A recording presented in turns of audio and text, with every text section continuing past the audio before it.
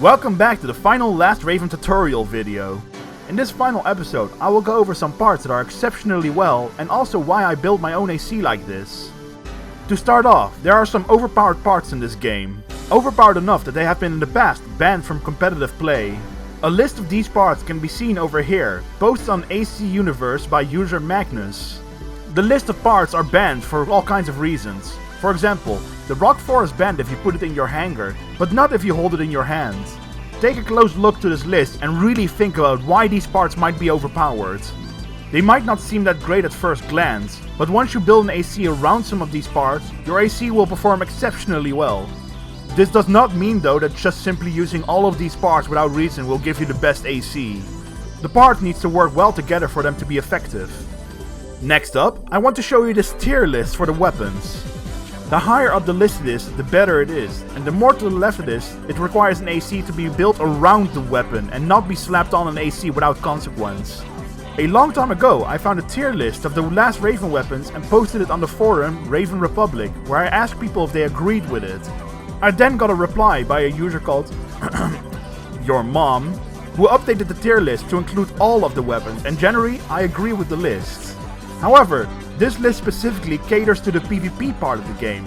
A lot of the weapons listed as lower tier are still great to use, especially in missions. If you can use this list to look why some of the weapons are so high up, you might be able to find a weapon you find great to use yourself, even if it's not high on the list. I cannot stress enough that you should not let this 100% dictate how you build. Finally now, I want to talk about my AC Latios. This is the first AC I built that I felt was everything how I want an AC to be. It's got high speed, not the worst defense, and a good power behind its weapons. The body parts I chose specifically were lightweight parts, and also parts that did not use much energy. Some parts are a bit heavier, but they had some stuff on them that made them stand out compared to the other lightweight parts. Like the core having a high versus MG response and a lot of optional part slots. The booster I chose over the highest speed booster is because it is slightly lighter, less hot, and in general still very fast and nearly half the charge drain, meaning I will be able to keep on the move longer. The FCS I chose is the widest close range FCS I could pick, because my battle style is to try and stick close and keep using my weapons the entire fight. The generator I chose because of the weight, condenser cap, and heat, while also still having a high energy output. If this generator had a low energy output, I would not have chosen it, because I find regenerating your energy to be very important. The Radiator is in my opinion the best one there is. It has a very high cooling. The forced cooling is lower, however I do not plan to get hot enough to need the cooling. And the weight and energy drain also make this a really good part. The anti-missile extensions I chose are not super heavy, work with the aesthetic of the AC, and also is able to hit some missiles going for me I might not see coming. They are also very easy to strip off mid-mission if the situation calls for it. The back radar I chose because the head I got is the most energy efficient one and the lightest. But the head does not have a built-in radar, and I absolutely do need a radar.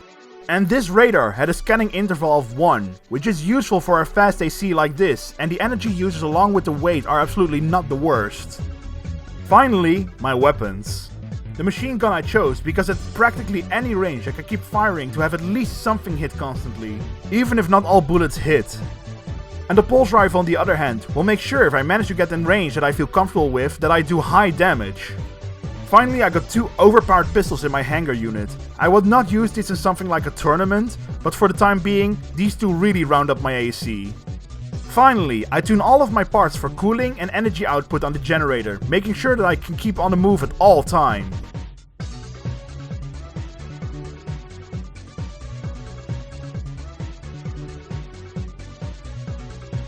This was it, the final episode of my last Raven tutorial videos. This took me a long while to make, and I am aware this is not perfect.